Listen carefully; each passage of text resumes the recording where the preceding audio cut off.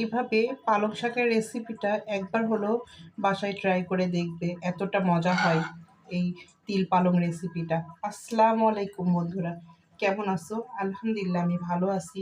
তোমরাও হয়তো আল্লাহ পাকের অশেষ রহমতে ভালো আছো।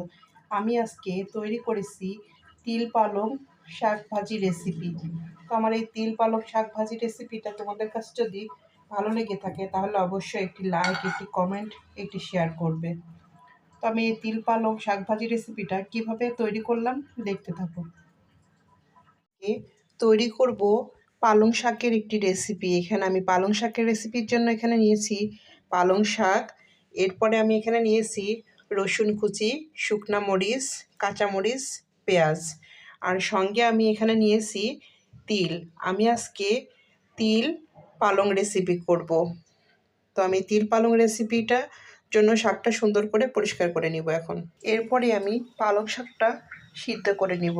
সিদ্ধ করার জন্য আমি এখানে কাঁচামরিচ, রসুন কুচিটা, পেঁয়াজ কুচি আর পরিমাণ মতো লবণ দিয়ে নিব। পালং শাকটা আমার সিদ্ধ করা কমপ্লিট। এরপরে আমি পরবর্তী স্টেপে চলে যাব। এখানে আমি ফ্রাই প্যানটা বসিয়ে দিয়েছি। এরপরে আমি এখানে 2 চা চামচ তেল দিয়ে নিব পালংটা ভাজার জন্য। এরপরে আমি এখানে যেই শুকনো মরিচটা রেখেছিলাম সেটা দিয়ে নিব। শুকনো মরিচটা হালকা ভেজে নিব আমি।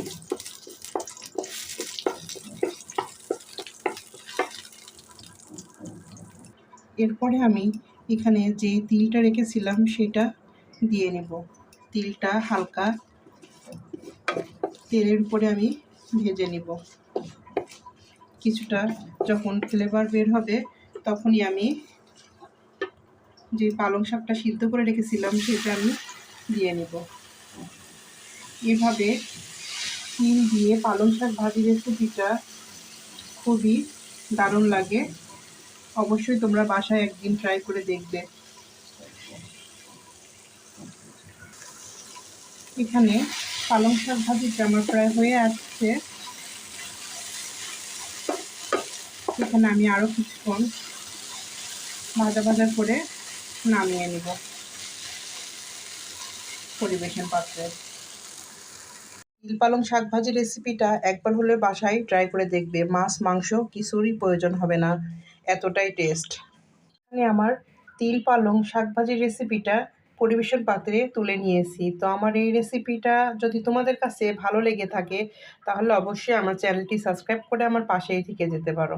তিল পালং শাক ভাজি রেসিপিটা গরম ভাতের সঙ্গে এতটা মজা লাগে বলে বোঝানো যাবে না। তো শাকভাজি রেসিপিটা সবাই করতে জানে। তো আমি যেইভাবে শাকভাজি রেসিপিটা করে থাকি আমি সেটাই তোমাদের মাঝে শেয়ার করলাম। আমার এই রেসিপির সঙ্গে এতক্ষণ পর্যন্ত যারা আসো তাদেরকে অসংখ্য অসংখ্য ধন্যবাদ। আজ এ পর্যন্তই। নেক্সটে আবার দেখা হবে অন্য কোনো ইউনিক একটি রেসিপি নিয়ে। আল্লাহ হাফেজ। আসসালামু আলাইকুম।